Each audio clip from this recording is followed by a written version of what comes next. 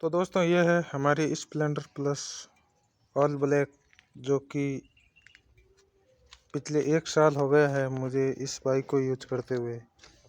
और 10,000 से भी अधिक, सॉरी अभी 10,000 तो हुआ नहीं, लेकिन 10,000 होने ही वाले हैं किलोमीटर। तो बहुत सारी जानकारी है जो मैं आपको आज की इस वीडियो के अंदर शेयर करने वाला हूँ। 10,000 किलोमीटर मैंने इस बाइक को चलाया है और क्या कुछ प्रॉब्लम, क्या कुछ दिक्कतें मुझे आई हैं। और सर्विस की बात करें तो दोस्तों 5 सर्विस कंपनी इसके साथ फ्री सर्विस प्रोवाइड करवाती है, तो जिसकी 4 सर्विस तो मेरी हो चुकी है।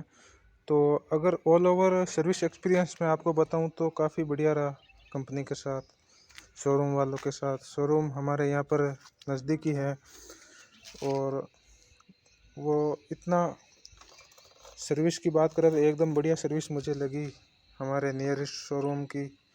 और ये है शोरूम की डिटेल। अगर आप कोई भी नई बाइक लेना चाहते हो या किसी हीरो की किसी भी बाइक के बारे में जानकारी लेनी हो तो आप यहाँ पर संपर्क कर सकते हैं।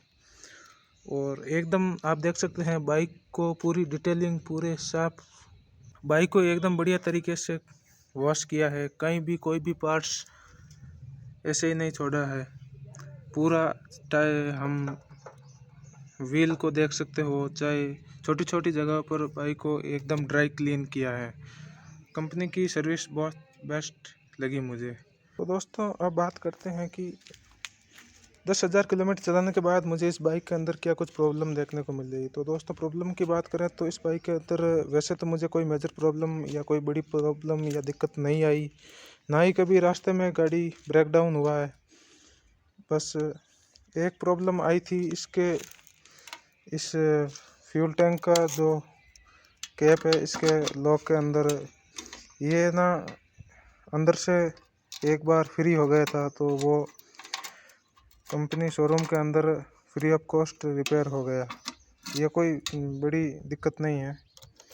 अगर हम टेक्निकली दिक्कत की बात करें तो ऐसी कोई दिक्कत बाइक के अंदर मुझे नहीं आई।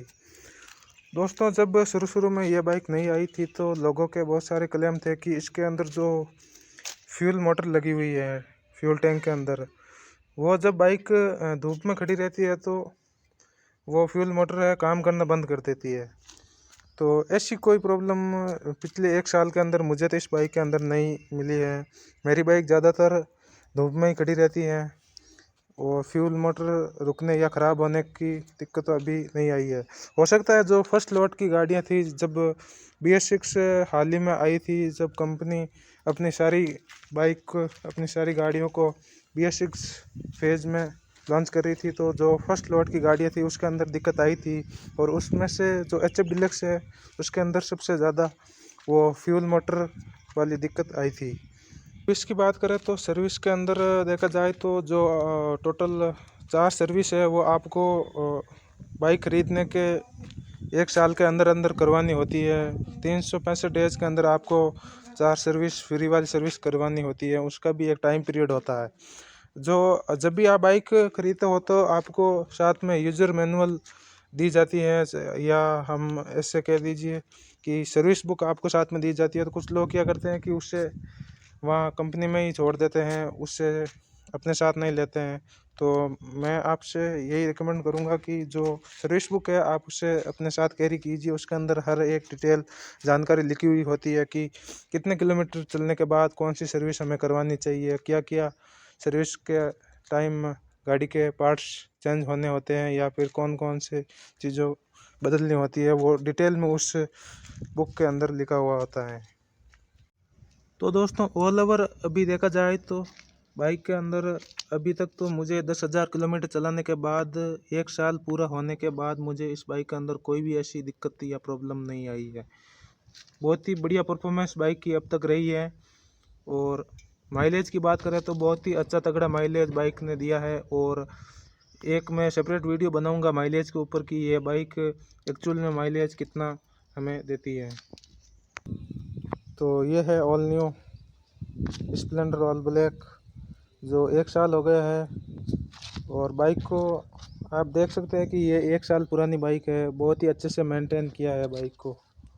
कहीं पर भी छोटा सा भी स्क्रैच आपको नज़र नहीं आ रहा है। हो सकता है कैमरे में तो नज़र ना आए, लेकिन ऐसे भी अगर देखा जाए तो कहीं पर भी कोई छोटा सा स्क्रैच भी बाइक पर नहीं है। एक छोटा सा स्क्रैच यहाँ पर है जो पता नहीं, मुझे लगता है किसी ने पत्थर से यहाँ पर कर दिया है। बाकी कहीं पर भी कोई स्क्रैच बाइक पर नहीं है। एकदम फ्रेश, अच्छे से मेंटेन की हुई बाइक आप देख सकते हो। और मैं आपसे यही निवेदन करूंगा कि आप भी अपनी बाइक को अच्छे से मेंटेन कीजिए।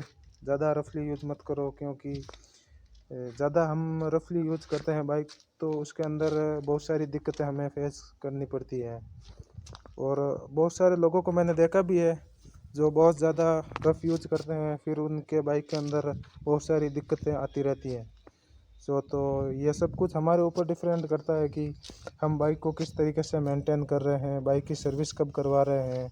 तो आप जितना अच्छे से बाइक को मेंटेन करोगे तो वो बाइक बहुत लंबा चलेगी और बहुत ही कम प्रॉब्लम उसके अंदर आएगी, चाहे वो कोई भी बाइक हो। मैं हीरो की ही बात नहीं कर रहा हूँ। तो यही था कुछ एक्सपीरियंस मेरा इस बाइक के साथ। लगभग 10,000 किलोमीटर चलाने के बाद और 1 साल होने के बाद।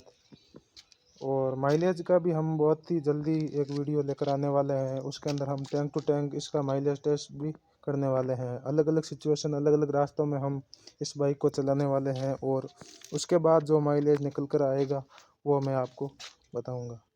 तो वीडियो देखने के लिए बहुत बहुत धन्यवाद।